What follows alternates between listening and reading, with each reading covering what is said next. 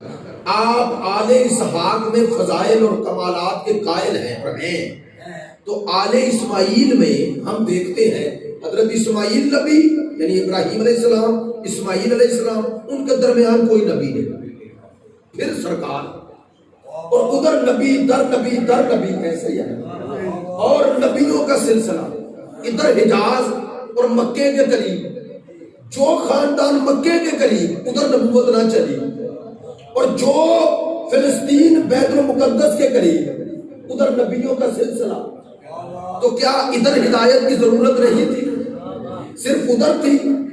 سنیے اس کا جواب، خدا کی قسم پروردگار نے جو کام اسحاق کی نسل میں انبیاء سے لیا، وہی کام نسل اسماعیل میں ان سے لیا جنہیں نبی تو نہ بنایا، لیکن انہیں ایسے کمالات عطا کر دیے کہ بیت المقدس کے قریب جو کام نسل اسحاق میں انبیاء کر رہے تھے، وہی کام بیت اللہ کے قریب نسل اسماعیل میں عبد المطلب، عبداللہ اور ابو طالب کر رہے ہیں۔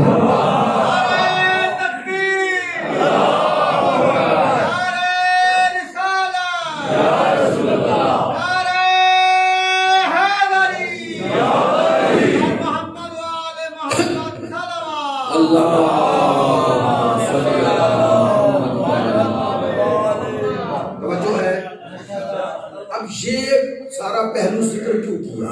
تاکہ آپ تک وہ اصل مسئلہ اس کی طرف توجہ کریں، وہ ہے آل ابراہیم۔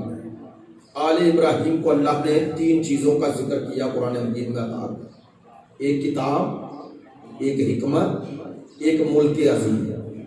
اب کچھ لوگوں نے کہا اس ملک عظیم سے مراد حضرت سلیمان اور داؤد کی سلطنت ہے، وہ تو پھر سوال وہی باقی رہا کہ اگر انہیں سلطنت ملک عظیم عطا ہوا ہوتا تو وہ حسد ادھر کیوں کر دیں؟ توجہ ہے؟ بس پتا چلا ملک عظیم ایک ایسی اصطلاح ہے جو ابھی اس روئے کائنات میں رونما نہیں ہوا۔ عظیم سلطنت یعنی ایسی سلطنت جس کی حدود مشرق سے مغرب اور شمال سے جنوب تک پھیلی ہوئی ہے۔ پتہ چلا اللہ کی نظر میں ایک ایسا ملک عظیم ہے کہ جو آل ابراہیم میں کچھ لوگوں کو عطا کیا جائے گا جن سے حسد دوسرے کر رہے ہیں کہ انہیں کیوں عطا ہو رہا ہے۔ میری باتوں میں توجہ تو ہے؟ آپ بڑے سخت مزاج ہو کے سن رہے ہیں، خیریت ہے؟ صلوات پڑھیں ایک بلند آواز سے۔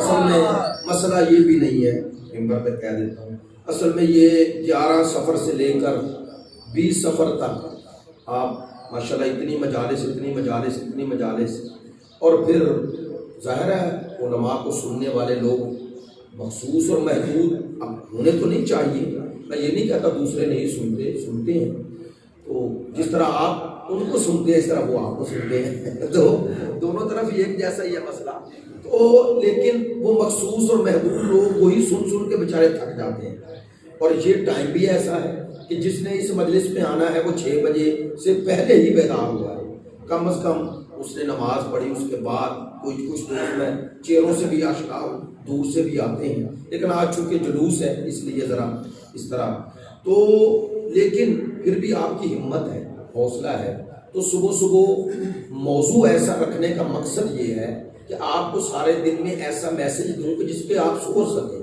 اور فکر کر سکیں۔ عزیزان محترم، جو میں نے عرض کیا کہ آل ابراہیم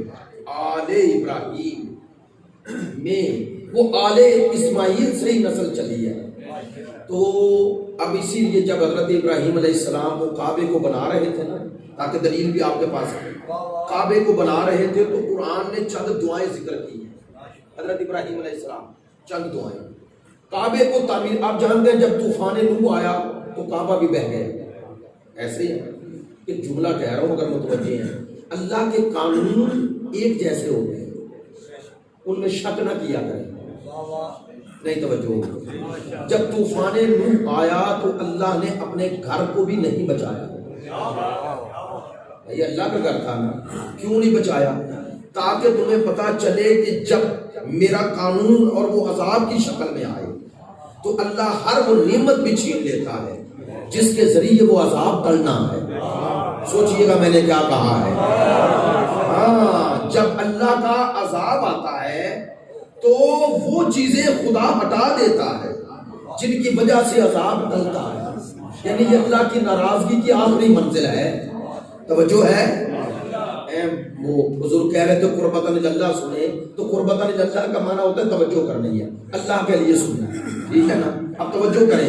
تو جو عرض کر رہا ہوں یہ جملہ بڑا دقیق اور عمیق ہے کہ جب عذاب الہی آئے تو پھر اللہ وہ عوامل ہٹا دیتا ہے جن کی وجہ سے عذاب ٹلنا ہے. تو جب طوفان نوح آیا تو کعبہ بھی بہہ گئے. اب اگر کمزور ایمان لوگ آج اس وقت ہوتے جو آج آپ پر اعتراض کرتے ہیں کہ یہ کربلا بھی بند ہو گئی، یہ فلاں بھی بند ہو گیا، یہ آواز دے رہا ہے کہ صرف اللہ ہے، تو وہ صرف اللہ جسے کہہ رہے ہیں وہ تو طوفان نوح میں اللہ کا گھر بھی بہہ گیا. تو کس نے اپنا گھر بہایا؟ نہیں توجہ فرمائی. تو خدا نے خود چاہا نا کہ یہ پانی اب رکے نا کیونکہ عذاب کی شکل میں آ رہے ہیں. میری بات کا توجہ فرمائیے. اب اللہ نے وہاں روکا نہیں ہے تاکہ قیامت تک کے لیے تمہیں یہ درس مل جائے کہ اللہ کے اس عذاب سے ٹلنا کہ جو وہ عوامل بھی چھین لے جس کی وجہ سے توبہ قبول ہوتی ہے. بھیا آج ہم سب کو سوچنا چاہیے یہ سارے کربلا سے لے کر کعبہ تک جو بند ہو گئے تو کہیں امت کا ایسا کوئی گناہ تو نہیں ہے جو اللہ کو ناپسند ہے اور امت اس سے توبہ نہیں کر رہی. توجہ ہے میری بات میں؟ توجہ ہے. اب حضرت ابراہیم علیہ السلام نے حکم خدا سے وہی کعبے کو دوبارہ تعمیر کی. کیا مقام بندہ ہے کہ ہے بندہ اور اللہ اسے کہہ رہا ہے بیت اللہ کو تعمیر کر. اللہ اے بندہ، خدا کہہ رہا ہے ابراہیم اب اس گھر کی دیواروں کو بلند کر. اب حضرت ابراہیم اور حضرت اسماعیل دونوں نے ان دیواروں کو بلند کیا اور اتنی مشقت کے جو حج پہ گئے ہیں جانتے ہیں کہ حتیٰ حضرت ابراہیم اتنا پتھر پہ وہ کھڑے رہے کہ قدم جم گئے. ایسے ہی ہے نا. اور وہ مقام آج تک باقی ہے. تو باقی ہے نا تو وہاں بدعت اور شرک کا فتویٰ کیوں نہیں لگاتے؟ آپ نے توجہ نہیں فرمائی. جو کہتے ہیں کہ یہ نشانیاں مٹا دو یہ بدعت ہے، اس نشانی میں اس ابراہیم علیہ السلام کی نشانی کو آج تک قائم کیوں رکھا ہے؟ میری بات پہ توجہ رہے. تو یہ خود دلیل ہے کہ اگر کوئی راہ خدا میں قربانی دے تو خدا چاہتا ہے اس کی یاد اور نام قیامت تک باقی رہے. ایسا ہی ہے نا.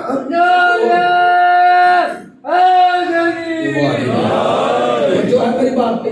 اب حضرت ابراہیم علیہ السلام نے وہ کعبے کو تعمیر کیا اور اب دعائیں کر رہے ہیں. چند دعائیں. کیوں دعائیں کی وہاں؟ تاکہ یہ باتیں ساتھ ساتھ آپ تک پہنچتی رہے. کیوں یہ دعا کی جب کعبہ تعمیر کر رہے ہیں؟ چونکہ جانتے تھے اب اللہ کی رحمت اور رضا میری طرف متوجہ ہے. یار تھوڑا توجہ فرمائیں. دعا کا بہترین موقع کب ہوتا ہے؟ جب اللہ کی رحمت کے در کھلے. اب اسی لیے قبولیت دعا میں جگہ، مقام اور دن کے بڑے کردار ہے. مثلا عام دنوں میں دعا کیا ہوئی دعا کا اور مقام ہے اور شب قدر میں کی ہوئی دعا کا اور مقام ہے. جو ہے اسی طرح روایات ہیں کہ جب تم اپنے والدین کے ساتھ ہو اور والدین تم پہ خوش ہو انہیں کہو میرے لیے دعا کریں، کیونکہ والدین کی خوشی سے در رحمت خدا کھلتا. جب کسی بزرگ کے پاس ہو اور وہ موقع غنیمت ہوا اور اس محفل میں، میری بات توجہ فرمانا، اس محفل میں اس نے کوئی بات کی جس سے تمہارا دل ٹوٹ گیا. دل ٹوٹنے کا معنی ہے کہ تم متوجہ ہو گئے، میرے اور آپ کی آنکھوں میں آنسو جاری ہو گئے. اس وقت دعا کرو. کیوں؟ چونکہ دل ٹوٹتا ہی تب ہے جب وہ متوجہ کر دے. میری بات اس لیے ان موقعوں کو غنیمت سمجھا کریں، غنیمت سمجھ خود دعا کر لیں. اور کہا گیا ہے کہ بہترین دعا کا طریقہ یہ ہے کہ دوسرے کی زبان سے دعا کرو. حضرت موسیٰ علیہ السلام سے پروردگار نے کہا تھا نا کہ موسیٰ مجھے اس زبان سے پکار جس زبان سے گناہ نہ کیا ہو. اب ہدایت کا ذریعہ ہے ورنہ معصوم نبی تھے. کہا پروردگار اس کا معنی کیا ہے؟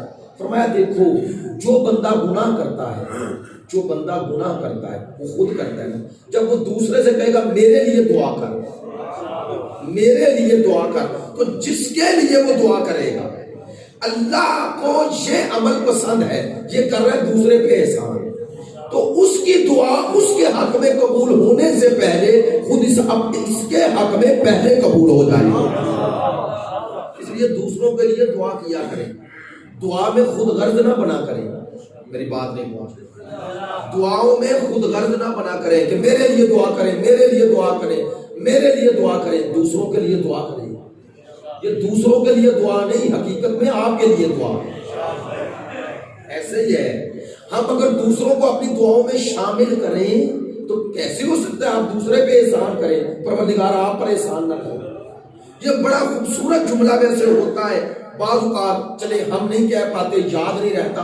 بڑا خوبصورت جملہ بعض علماء جو منبر سے کہتے ہیں کہ ان کے لیے بھی فاتحہ پڑھیں جن کے لیے پڑھنے والا نہیں ہے. یہ بہت عظیم جملہ ہے، عظیم جملہ ہے. اور اس کے ذریعے آپ کا کسی کے حق میں کی ہوئی دعا پہلے قبول ہے. حضرت ابراہیم علیہ السلام نے حضرت ابراہیم علیہ السلام نے کعبے کی دیواروں کو کھڑا کیا اور چند دعائیں کی ہیں.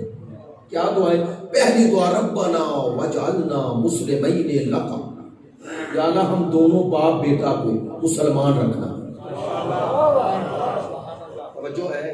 چلے یار باتیں ذرا آپ ماشاءاللہ سننے کے لیے آمادہ بھی ہوتے ہیں اور باتیں پہنچ جائیں. کچھ لوگ ویسے آ بھی جائیں، ایک دن بھی آئے بات تو سن کے چلے ہی جائیں گے، ایسا ہی ہے نا. تو توجہ فرمائیں جو بات کہہ رہا ہوں. حضرت ابراہیم علیہ السلام کعبے کی دیواریں کھڑی کر رہے ہیں اور دعا، پہلی دعا یا اللہ ہمیں مسلمان رکھنا. کہنا کیا چاہتا ہے؟ ہماری دعا کا آغاز ہوتا ہے مادی چیزوں سے. ایسا ہی ہے نا چوری صاحب، ہماری دعاؤں کا آغاز ہوتا ہے کاروبار صحیح ہو جائے، ہماری بیٹا بیمار ہے وہ تندرست ہو جائے. معذرت کے ساتھ بات بڑی عجیب کرنے لگا لیکن ہے حقیقت. ہم مریض ہو جائے فوراً دعا میں اولویت پہلا کام یہ کرتے ہیں. ہمارے وسائل میں کمی آ جائے دعا کرواتے ہیں وسائل بڑھ جائیں. یار بولے میں غلط کہہ رہا ہوں؟ ایسا ہی ہے نا. ہماری دعائیں ساری اس دنیا میں محدود ہیں اور اس دنیا کے لیے انبیاء نے طریقہ سکھایا. دنیا محفوظ نہ بھی رہے آخرت محفوظ رہ جائے. لہذا اس دنیا کے لیے اپنی عاقبت کے لیے دعا پہلے کرو. نہیں توجہ فرمائی. فرمایا یہ مادی وسائل مل جائیں لیکن اگر تمہیں آخرت نہ ملی تو کوئی فائدہ نہیں. بھائی فرعون، شداد، قارون انہیں دنیا کے خزانے ملے آخرت نہ ملی تو آج عبرت ہے درس نہیں ہے. میری بات نہیں توجہ. آج عبرت بن گئے، ہمارے لیے عبرت بن گئے. تو ہمیشہ دعا میں پہلی دعا یہ کیا کرو خدایا مجھے ایمان پہ قائم رکھنا. یاد رکھیں اپنی آخرت کے لیے دعا کریں. میں نے ایک جملہ اکثر عرض کرتا ہوں، ہم عموماً خوشحالی مانگتے ہیں، خوش بختی نہیں مانگتے اور خوش بختی کا معنی بھی نہیں سمجھتے. عموماً لوگ اگر کہتا بھی ہے نا کوئی، ہماری مجلسوں میں اکثر کہا جاتا ہے فلانے کے بڑے بخت ہیں، ایسے ہی ہے. اس بخت سے مراد یہ ہوتی ہے اس کی بڑی شہرت ہے، اس کی ہدیہ زیادہ ہے. یہی مراد ہے نا، اور کیا ہے؟ یہی مراد لوگ لیتے ہیں. اس کی شہرت بڑی ہے، لوگوں میں اس کے نام پہ لوگ بڑے آتے ہیں. اس سے بھی پوچھو تو یہی وقت کہے گا. معذرت کے ساتھ لوگ اسی باتوں کی وجہ سے ناراض ہوتے ہیں، غور نہیں کرتے. ناراض ہو جاتے ہیں، غور نہیں کرتے. میری بات سنیں، اگر یہ وقت ہے نا دنیا ملنا تو پھر آل محمد کے بارے میں کیا کہو گا؟ آیت پڑھ رہے ہو اللہ نے ان پہ فضل کیا، ان کے گھر میں تو فاقے تھے، تو پھر ان کا وقت کیا ہے؟ یار سوچو تو صحیح. اچھا چلے میں بات ذرا اس تناظر میں بات پڑھے لکھے دوست نوجوان اس حوالے سے بھی غور کریں.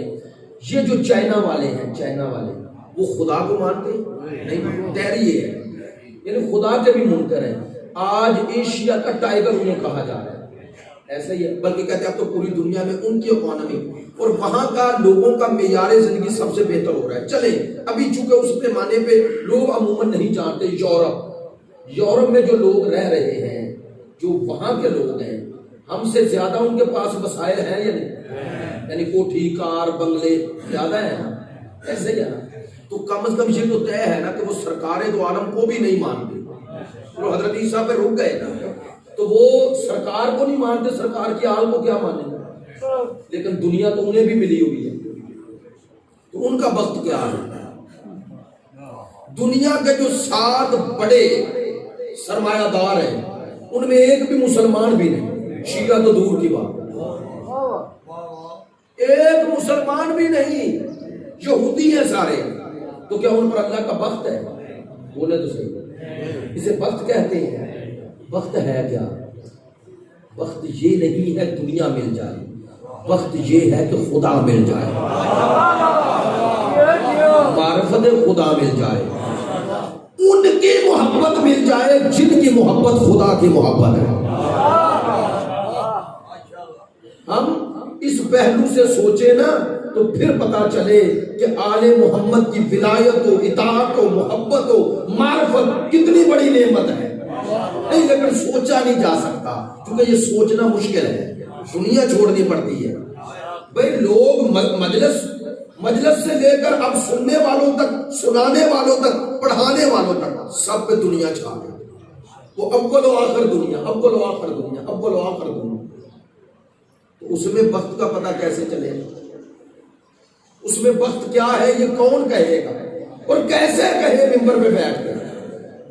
وہ کیسے بتائے تمہیں کہ وقت کا حقیقی معنی کیا ہے؟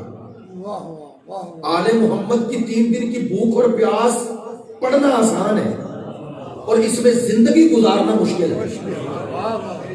آل محمد کے گھر کے فاقے سورہ دہر کی شکل میں فضائل بنا کے پیش کرنا آسان ہے، لیکن اس کے پیچھے اصل ہدف کیا ہے یہ بتایا نہیں جاتا.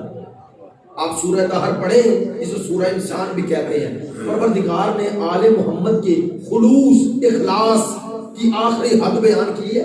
آخری حد کیا حد بیان کی ہے؟ پروردگار کہتا ہے یہ جو دیتے ہیں نا ولا جزاءً ولا شکورا، یہ توقع بھی نہیں رکھتے جسے دیا ہے وہ ہمارا شکریہ ادا کرے.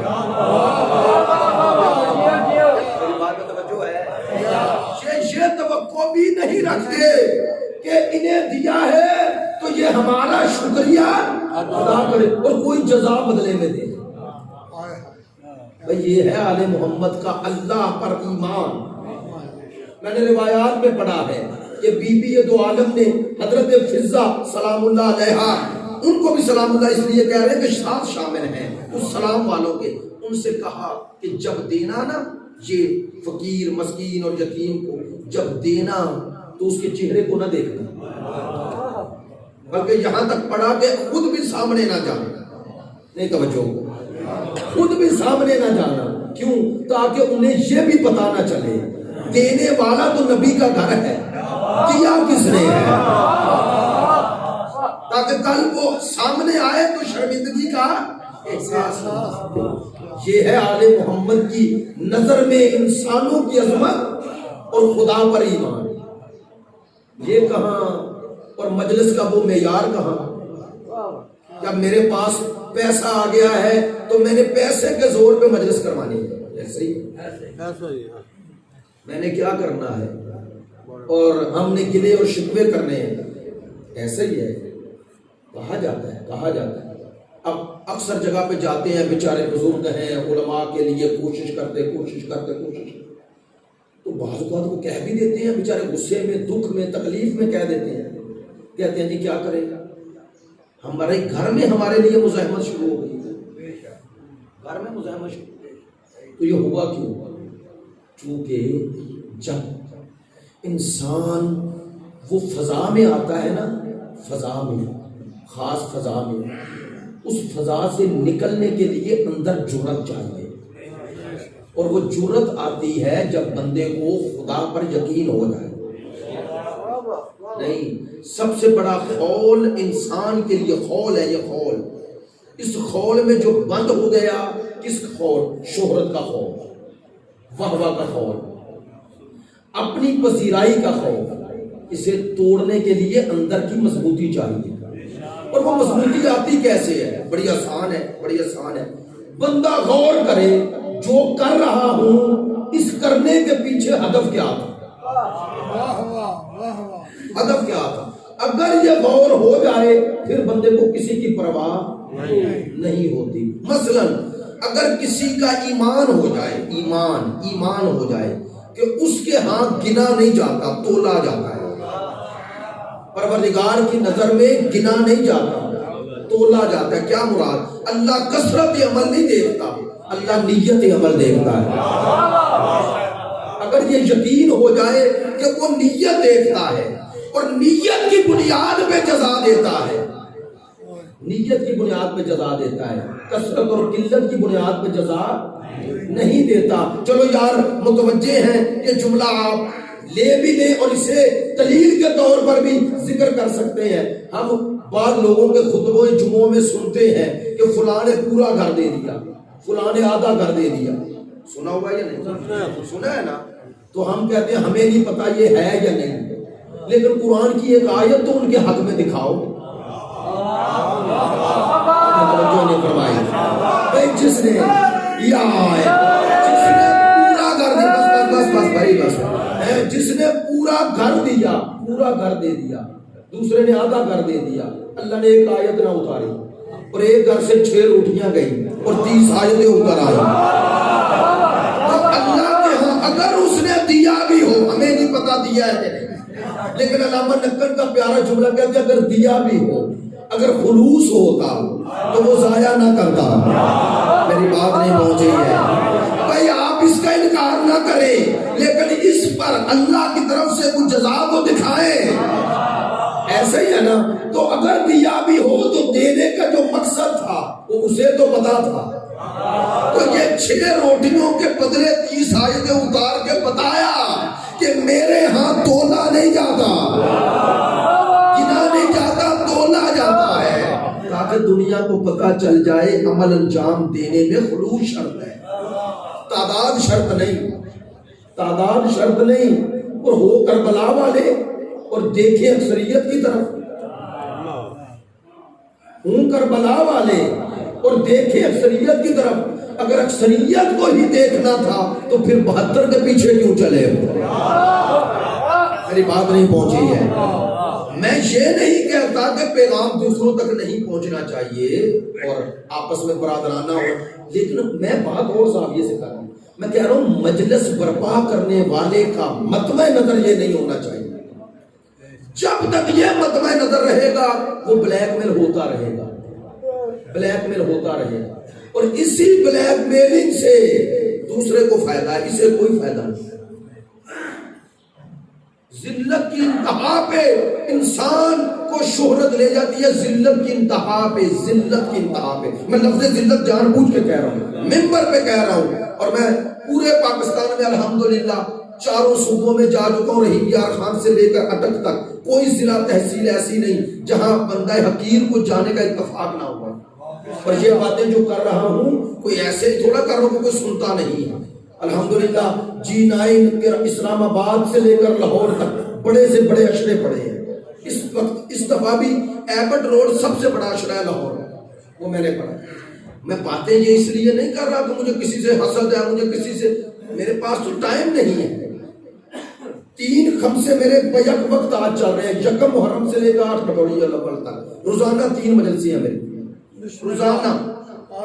تو میں وہ بات اس لیے تھوڑی کر رہا ہوں کہ کوئی سمجھے اس لیے نہیں، یہ باتیں اگر میرے بھی خلاف جائیں تو میں کر کے 12ویں کے حضور سرخرو ہونا چاہتا ہوں۔ میں آپ کی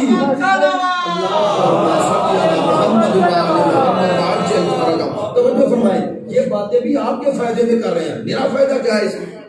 میں کہتا ہوں بلیک میل نہ ہوں، اور آپ کی اسی بلیک میلنگ سے ذلت تک بات پہنچ گئی۔ مجھے ایک بانی مجلس خود بتا رہا ہے، خود کہتے ہیں میں نے فلاں، اب نام نہیں لیتا، نہ ذاکر نہ خطیب کا، تو آپ کو غصہ نہ کرے، لیکن اس نے کہا میں نے کال کی، اس نے کہا جی فلاں وقت آ سکتا ہوں، اس سے پہلے نہیں آ سکتا۔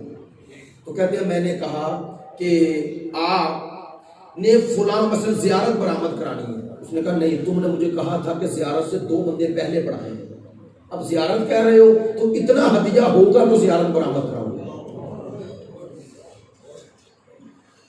اب یہ کیا ہے، اس میں کون سا خلوص ہے، کون سا، اور کیوں بلیک میل ہو رہے ہو، کیوں ہو رہے ہو؟ اس میں خوشنودی آل محمد کیا ہے، کیا خوشنودی آل محمد؟ صرف آپ نے اپنی انا کا مسئلہ بنا لیا، یہ نہ آیا تو مجھے لوگ کیا کہیں گے۔ آپ بلیک میل ہو رہے ہیں تو سامنے والا کر رہے ہیں نا، اس کو آپ ذلت کی انتہا تک، مجلس کے نام پہ حسین آپ کو عزیز بنانے آئے تھے، ذلیل کرنے نہیں۔ بھائی اس خول کو توڑ لو، توڑ لو، خدا کی قسم اگر سب نے تہیہ کر لیا کہ ہم بلیک میل نہیں ہوں گے تو کوئی کرنے کی جرت نہیں۔ یہ تو ہمارے اندر کی کمزوری ہے، کمزوری، اور اس کمزوری کے پیچھے ریزن کیا ہے؟ وہی شہرت، وہی شہرت، اور کیا ریزن ہے؟ کیا ریزن ہے؟ فلاں نہ آیا تو کیا ہوگا؟ نہ آئے، ذکر حسین اس کا محتاج ہے، وہ ذکر حسین کا محتاج ہے۔ اگر ذکر حسین نہ ہوتا تو اس کی کیا حیثیت تھی؟ تو اس حسین کو زندہ کرو جس کی وجہ سے اس کی اور تمہاری عزت ہے۔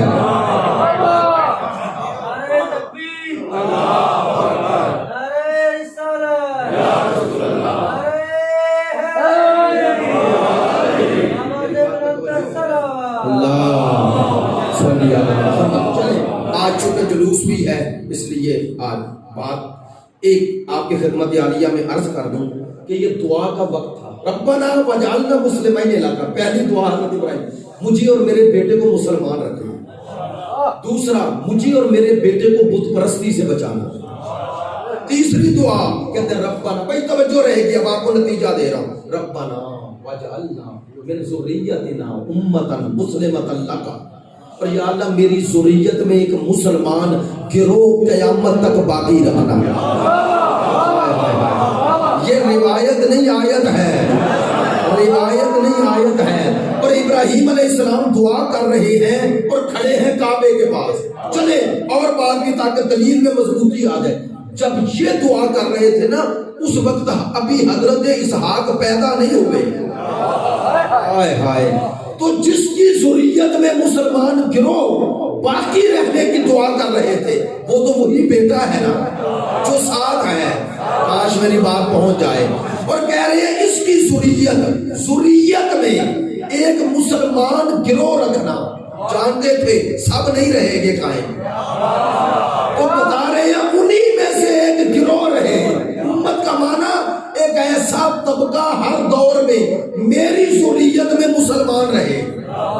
بھائی مسلمان بھائیوں سے پوچھو ابراہیم علیہ السلام کی یہ دعائیں اللہ نے قبول کی یا نہیں کی؟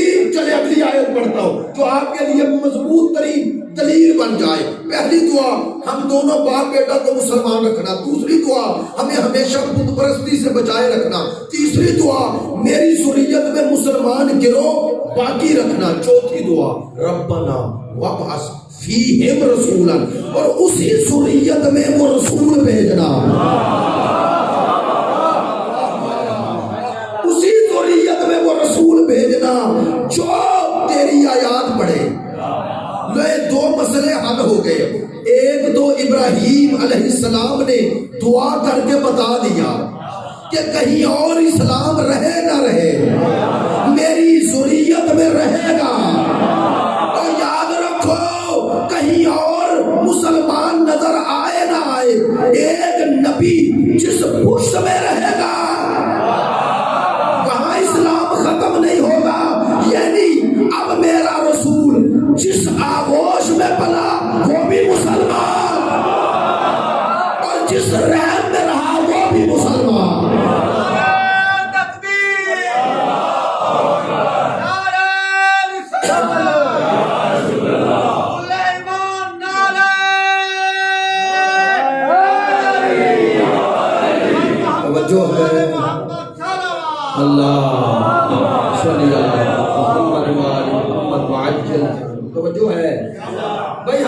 روایت نہیں پڑھی، آیت پڑھی ہے۔ پروردگار نے وعدہ کیا کہ تیری ذریت میں مسلمان گروہ رہے گا، توجہ ہے، اور انہی میں رسول آئے گا۔ ایک مسئلہ حل ہو گیا کہ اس ذریت میں کم از کم ایسے لوگ تو مسلمان رہنے چاہیے جہاں رسول رہے، توجہ رہے۔ آپ غصہ نہ کیا کریں اگر کوئی علی کے بیٹے، علی کے والد کو کافر کہے، معذرت چاہتا ہوں، جملہ منبر پہ کہہ رہا ہوں، لوگوں نے تو رسول کے والدین کو نہیں بخشا، نہیں توجہ فرمائی، لو ایک جملہ منبر پہ کہہ رہا ہوں، علی سے دشمنی ہوتی ہی تب ہے اور اسی لیے ہے کہ حقیقت میں رسول سے دشمنی ہے۔ مصطفیٰ سے، بسم اللہ۔ جس گود نے سرکار رسالت کو ہے پالا، صدقتا ابو طالب وہ گود ہے تیری، اور اس گود پہ مسلم نے دیے کفر کے فتوے، اس گود کو اللہ نے کہا گود ہے میری۔ اس آیت کی طرف اشارہ فرما رہے ہیں نا، خدا نے فرمایا میں نے تجھے یتیم پایا، میں نے تیری سرپرستی کی ہے، تو اللہ اس فعل کو جو کہہ رہا ہے اس کی طرف اشارہ ہے، توجہ فرمائے۔ لیکن جملہ جو کہہ رہا ہوں بھائی، واحد دنیا میں شیعہ مکتب ہے، بس آخری جملے، شیعہ مکتب، یہ مکتب اعلان کر رہا ہوں جن کے ہاں نبی، رسول اور امام جو ہوتا ہے اس کے والدین کافر نہیں ہوتے۔ آپ نے توجہ نہیں فرمائی، جملہ تو میں نے پھر کہہ دیا، شیعہ مکتب میں نبی، رسول اور امام کے والدین کافر نہیں ہوتے، اور جس کے والدین کافر ہوں وہ امام نہیں ہوتا۔ ہمارے مکتب میں نبی، رسول اور امام کے والدین کافر نہیں ہوتے، اور جس کے والدین کافر ہوں وہ امام نہیں ہوتا۔ دنیا اصل میں ان کے دشمنی اس لیے ہے کہ ان کے اپنے گھر میں ایسے نہیں ہے۔ بھئی ایسے ہوتے تو ان سے دشمنی کیوں کرتے؟ اور اب تو بغض آل محمد اور واضح ہو گیا، انشاءاللہ کل برس کروں گا۔ اور اس اہل بیت کی فضیلت کے عنوان کو قرار دینے کا ایک مقصد یہی ہے کہ اگر بنی امیہ کی حمایت کرنے والوں کو شرمندگی نہیں ہے، حالانکہ اس سے بڑی شرمندگی کیا ہوگی کہ کسی کو بنی امیہ کا تحفظ کرنا پڑے۔ میری بات نہیں پہنچی ہے بھئی، یہاں تک نہیں۔ یہ ہے آپ کی مجلسوں کا کمال، یہ ہے آپ کی مجلسوں کا کمال کہ عزاداری حسین نے انہیں بند گلی میں کھڑا کر دیا ہے۔ میں نے جملہ کہہ دیا ہے، نہیں اس کی وضاحت کر دوں گا۔ ان کو سید الشہداء کی عزاداری نے بند گلی میں کھڑا کر دیا ہے۔ دو ہی ذریعے ہیں کہ یا حسین کی صف کے اس طرف ہو جائیں تو یزید کو زندہ باد کہتے رہے، یا حسین کی پشت پہ آ جائیں تو حسینی بن جائیں۔ اب اپنا اپنا مقدر ہے، کسی کو یزید جیسا امیر ملا، کسی کو حسین جیسا امام ملا۔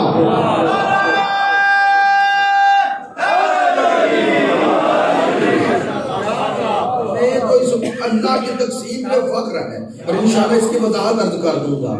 عزیزان محترم، یہ آل ابراہیم اور نسل ابراہیم، وہ جد کعبہ بنانے والا اور حسین کعبہ بچانے والا۔ اب کہہ دو جملہ، جو کعبہ بچائے اسے حسین کہتے ہیں، اور جو روح کعبہ حسین بچائے اسے زینب کہتے ہیں۔ میں نے طویل مصائب نہیں پڑھنا ہے چونکہ وقت آپ کا کافی لے لیا، معذرت چاہتا ہوں، بس 3 سے 4 منٹ۔ ایام چہلم ہے، آج یہاں چہلم منایا جا رہا ہے۔ میں نے کل ایک جملہ کہا تھا، معذرت چاہتا ہوں دوبارہ دہراتا ہوں تاکہ نئے آنے والے دوستوں تک بھی پہنچ جائے۔ علامہ نکن سے پوچھا تھا کسی نے، 11 امام شہید ہیں، باقی 10 کا چہلم نہیں ہے، حسین کا چہلم کیوں ہے؟ تو کہنے لگے اگر ان کا چہلم بھی انہیں منانے دیا جاتا جن کا منانا حق تھا تو نہ مناتے۔ میں معذرت چاہتا ہوں، ابھی میرے ذہن میں فوراً آیا کہ آج 17 سفر ہے، ایک روایت کے مطابق، چونکہ میرے 8ویں امام کی شہادت کا دن ہے، روایت کے مطابق آپ کو پتا ہے 3 روایتیں ہیں امام کے حوالے سے جو منائی جاتی ہیں، 17، 29 سفر اور 23 ذی القعدہ۔ لیکن پاکستان میں چونکہ 23 ذی القعدہ عام ہے اس لیے اس عنوان کو زیادہ نہیں، ایران میں 29 سفر منائی جاتی ہے، لیکن دوستو ذکر آ گیا اسی امام کا، تو جملہ بھی اسی امام کی زبان مطہر سے عرض کر دیتا ہے۔ اگرچہ اس امام کے فضائل و مسائل بہت زیادہ، انشاءاللہ کل حق ادا کر دیں گے، کچھ نہ کچھ پڑھوں گا ضرور، لیکن ایک جملہ کہتا ہوں۔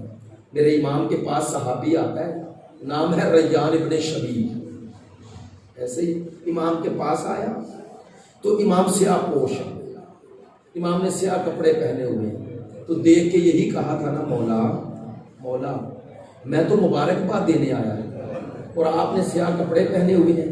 کہا تجھے پتہ نہیں آج یکم محرم ہے؟ تو کہنے لگا مولا آپ سے ملنے کی اتنی خوشی تھی کہ متوجہ نہیں ہوا۔ تو امام نے فرمایا ٹھیک ہے متوجہ ہو گیا ہے نا، تو کہا شبیب ابن شبیب رونا تو میرے دادا حسین کو رونا۔ تو پوچھا تھا حضرت امام علی رضا علیہ السلام سے ابن شبیب نے، مولا کوئی خاص سبب ہے؟ آپ کے بابا پر کم ظلم ہوا جن کا جنازہ پورے بغداد پہ پڑا رہا؟ مولا کیا وجہ ہے؟ تو کہا تھا، میرے مولا نے کہا اس لیے میرے دادا حسین پہ رو کہ میرا دادا حسین قتل نہیں ہوئے، ذبح ہوئے۔ میں یہ جملہ کیوں کہا، میں نے جملہ یہ کیوں کہا، قتل نہیں ہوئے، ذبح ہوئے۔ عربی میں دو لفظ بولے جاتے ہیں، مقتول اور مذبوح۔ یاد رکھیں مقتول اور ہوتا ہے، مذبوح اور ہوتا ہے۔ عربی میں کہتے ہیں جسے تیر اور تلوار مار کے چھوڑ دیا جائے اور وہ اپنی مرضی سے جان دے دے، یہ مقتول ہے، شہید ہے، مذبوح نہیں۔ ذبیحہ کسے کہتے ہیں؟ ذبح کرنا کسے کہتے ہیں؟ کہ جب تک جان باقی ہے تب تک چھری چلتی ہے۔ آیت اللہ جوادی عاملی فرماتے ہیں کہ امام کے جملے میں بھی مبالغہ نہیں ہوتا، حقیقت ہوتی ہے۔ بتا یہ رہے تھے کائنات کے سارے امام قتل ہوئے یا زہر سے یا تلوار سے، لیکن حسین کائنات کے واحد مظلوم ہیں جو قتل نہیں ذبح ہوتا رہا اور 70 قدموں پر بہن دیکھتی رہی۔ اور آپ جانتے ہیں اصل میں مختلف جگہوں پر مصائب پڑھ رہا ہوں، معذرت چاہتا ہوں ممبر پہ کہہ رہا ہوں، اگر کسی دن میرے جملوں میں مصائب میں تکرار ہو جائے تو یاد نہیں رہے گا، اس لیے معذرت چاہتا ہوں۔ اور مصائب میں میں تکرار کا قائل نہیں ہوں، آپ جب بھی سنیں گے آپ کے لیے تازہ ہی ہوگا۔ ایک جملہ کہہ رہا ہوں، کہا میرا دادا حسین ذبح ہو گئے۔ اچھا ذبح اسے کہتے ہیں کہ جب تک زندہ ہے چھری چلتی رہے۔ عزاداروں میں نے کہ ایرانی واعظ اور خطیب کا یہ جملہ سنا، کہتے ہیں کہ یہ 70 قدموں پہ کھڑی آقا زادی بار بار کیوں کہہ رہی تھی میرے بھائی کو پانی تو پلا لو، 2 گھونٹ پانی تو دے دو۔ اب وہ بھی فرما رہے تھے اور میں نے یہی جملہ محرم سے پہلے پڑھا تو مجھے ایک باخبر دوست نے یہ بات بتائی، کہنے لگا قبلہ یہ جو پانی پلایا جاتا ہے نا جانور کو، پانی پینے کے بعد اس کی رگیں خشک نہیں رہتی، اور اگر رگیں خشک نہ رہیں تو چھری جلدی چلتی ہے اور اس کی جان جلدی نکل جاتی ہے جانور کی۔ نہیں آپ متوجہ ہو گئے، اہل درد ہو، اہل دل ہو، عزاداروں 3 دن کی پیاس ہو اور خنجر چل رہا ہو، ہاں میری آقا ذاتی نے جب دیکھا کہ خشک حلق میں خنجر چلا رہا ہے اور حسین تڑپ رہے ہیں،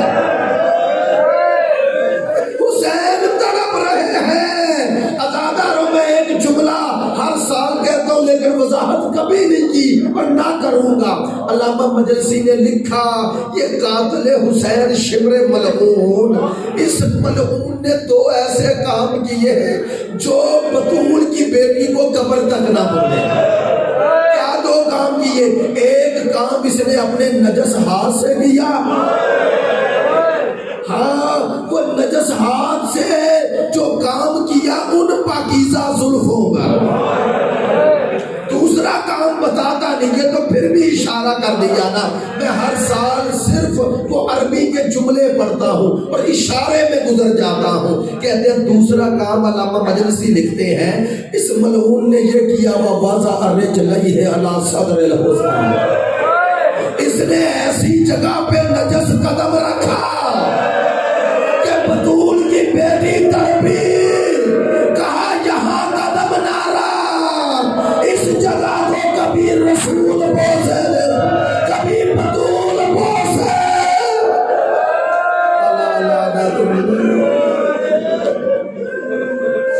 خدایا بے حق محمد و آل محمد ایام چہلم ہے، خدایا ہم سب کو زوارین امام حسین میں شمار فرما۔ خدایا ہمیں امام حسین کی محبت، اطاعت اور معرفت اس دنیا میں اور شفاعت اس دنیا میں ہمارے شامل حال فرما۔ ہمیں حقیقی حسینی بنا، ہمیں حقیقی منتظر امام زمان بنا، ہمیں با معرفت بنا، خدایا خوددار بنا، عزادار بنا۔ خدایا بے حق محمد و آل محمد ہمارے ملک پاکستان کی حفاظت فرما۔ خدایا اسے اندرونی اور بیرونی فتنوں سے نجات عطا فرما۔ جو پاکستان کے امن سکون کو برباد کرنا چاہتے ہیں، اگر قابل ہدایت ہے تو ہدایت، اگر نہیں تو نیست و نابود فرما۔ خدایا بے حق محمد و آل محمد پوری دنیا کے حقیقی مجاہدین کو خدایا کامیابی و کامرانی عطا فرما۔ خدایا بے حق محمد و آل محمد ایام 40 ہے، جگہ جگہ جلوس برآمد ہو رہے ہیں، تمام عزاداران حسین کی حفاظت فرما۔